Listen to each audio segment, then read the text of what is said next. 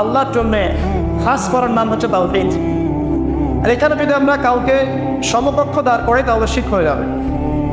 এই শিরকটা তিনভাবে হয়ে থাকে। মানুষ চিন্তার ক্ষেত্রে শিরক করতে পারে। কেউ যদি মনে করে মহাবিশ্বের কোনো স্রষ্টা নাই তাহলে শিরক করবে। কেউ যদি মনে করে স্রষ্টা আরও একজন আছে বা একাধিক আছে তাহলে শিরক করবে। কেউ যদি মনে করে যে আল্লাহ ছাড়া কেউ ইবাদত পাওয়ার যোগ্য, আল্লাহ ছাড়া অন্য কাউকে সেজদা করা যায়, নাউজুবিল্লাহ, আল্লাহ ছাড়া কেউ প্রয়োজন পূরণ করতে পারে, কেউ সন্তান দিতে পারে, কেউ কল্যাণ করতে পারে, কেউ অকল্যাণ করতে পারে ইত্যাদি, আল্লাহ ছাড়া কেউ বিধান দেওয়ার মালিক, এরকম কনসেপ্ট যার মনের মধ্যে আছে এটা হচ্ছে আকীদাগত শিরক বা চিন্তাগত শিরক। আমি কি বোঝাতে পারছি?